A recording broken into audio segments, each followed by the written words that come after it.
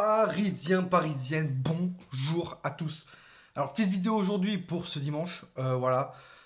Déjà, je voulais mettre des choses au clair sur ce que j'ai dit sur le débrief sous la colère. Voilà, comme quoi ça a beaucoup fait parler.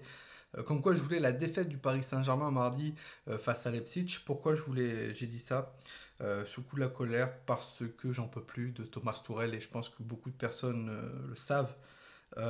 Si on a été en finale de la Ligue des Champions, c'est aussi un peu grâce aux joueurs, hein. Les joueurs étaient dans leur tête, avaient un objectif, c'est d'aller le plus loin possible pour le club, pour certains joueurs qui ont quitté le club. Je parle de Thiago Silva par exemple. Et voilà. Et mardi, j'ai dit comme quoi la défaite face à Leipzig pourrait faire du bien. Voilà, c'est aussi pour que les dirigeants fassent quelque chose, surtout envers le coach Thomas Tuchel. Voilà, hier, dans le Canal Football Club, il y en a un certain journaliste qui a été. Ben voilà, quoi, il n'a pas mâché ses mots, le petit Pierrot, hein. Pierre Ménez, voilà, qui a pris la parole hier dans le Canal Football Club, parce que dans chaque média, on parle du Paris Saint-Germain, de toute façon, c'est pas une nouveauté. Voilà, Pierre Ménez a eu des mots un peu durs, mais aussi des mots justes envers le Paris Saint-Germain. Et malheureusement, Pierre Ménez a dit aussi à un moment donné que il ne pense pas que le Paris Saint-Germain se séparera de Thomas Tuchel, même si le PSG perd face à Leipzig. Voilà. Euh, Moi, ce que je voudrais revenir aussi, surtout, avant de parler un peu des phrases de Pierre Ménez, c'est que je trouve ça inadmissible qu'un entraîneur comme Thomas Tuchel, voilà, qui est quand même considéré comme un très bon entraîneur, enfin un très bon entraîneur, comme un entraîneur de haute qualité, quoi, hein, euh, fasse ce match de Monaco, un match de préparation pour Leipzig, et que en seconde période te dit clairement, enfin pas, te dit pas clairement, mais te fait comprendre en regardant les joueurs sur le terrain que c'est fini, on fait plus rien. Voilà, on prépare un peu Leipzig, voilà, on temporise et tout, etc. Et que derrière Niko Kovac, hein, donc l'entraîneur de l'AS Monaco, euh, clairement attaque, essaie de faire quelque chose pour contrer le Paris Saint-Germain. Et tu vois sa réaction, tu vois 2-1, 2-2, et tu regardes que le Paris Saint-Germain, ils ne font rien. Ils ne font rien et il n'y a pas de consigne de notre cher ami Thomas Tourel qui même dit clairement après en conférence de presse qu'on a été catastrophique. Mais oui, mais tu as la responsabilité, toi, entraîneur du Paris Saint-Germain, de faire quelque chose pour que ton équipe revienne à 3-2, enfin à 3-3 et ensuite peut-être la gagner ce match. Voilà. Je sais pas, je comprends pas. Donc voilà, Pierrot a dit clairement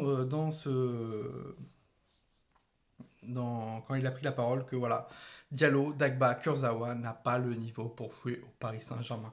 Et je le rejoins encore une fois. Diallo, certes, il a été très bon, il a été bon durant ses matchs de l'année dernière. Il avait peut-être de la confiance parce qu'il sortait une très bonne saison avec le Borussia Dortmund.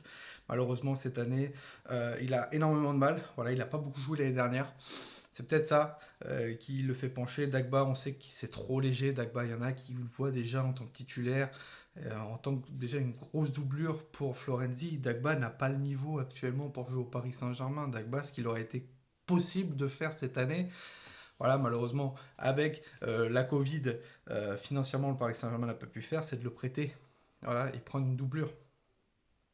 Malheureusement, voilà. Et bien sûr, Kurzawa, où on a prolongé son contrat, malheureusement aussi parce qu'on allait se retrouver sans latéral gauche. Alors, le petit Baker fait des choses pas mal, certes, et j'aurais aimé le voir titulaire durant ce match. Kurzawa, pour moi, n'a pas le niveau, n'a pas repris son niveau, il a toujours du mal.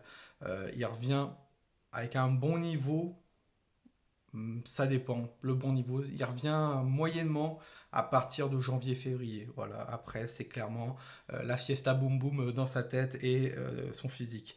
Voilà. Donc, ils n'ont pas le niveau. Voilà. Et je le dis encore une fois, et Pierre Ménez l'a dit. Voilà. Ensuite, il dit que Danilo Pereira a été catastrophique. C'est vrai que sur ce match-là, je l'ai trouvé pas top, Danilo Pereira. Il dit clairement que ça a été un train de marchandises, donc très lent. C'est un 6. Voilà, c'est un 6. Donc c'est un milieu récupérateur. Logiquement, un milieu récupérateur, Thiago Motta est aussi été très lent. Il n'a pas besoin d'avoir une bonne vitesse, monsieur Ménès. Euh, pour moi, il n'a pas été bon dans ce match-là. C'est pas grave, on verra ce que ça donne. Un match qui loupe. Voilà, Peut-être pas aussi qu'il n'était pas dans le bon poste. On sait tous que il est très bon dans un 4-3-3. Malheureusement, le Paris Saint-Germain jouait dans un 4-4-2. Voilà, je l'avais dit en début de vidéo aussi, enfin dans des vidéos, que la bonne position pour Danilo Pereira, c'était un 4-3-3 et non un 4-4-2, qu'il serait en difficulté dans un 4-4-2. On l'a vu clairement sur ce match-là. Voilà. Après, il dit clairement que le Kovac a utilisé la bonne tactique pour gagner, chose que Thomas Tuchel, lui, n'a pas fait. Hein. Il a laissé son équipe faire, tranquille, voilà. Autogestion, comme il s'est passé en Ligue des Champions.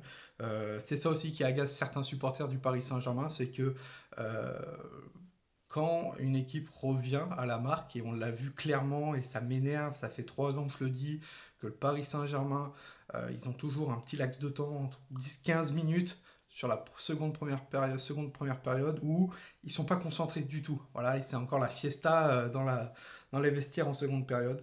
Euh, Ils ont du mal et Thomas Tourelle ne fait rien. Voilà, ne fait rien et ne donne pas de tactique parce qu'il n'y a pas de style de jeu au Paris Saint-Germain. C'est donner la balle à Mbappé, donner la balle à Moïse Kean et on se démerde, les gars.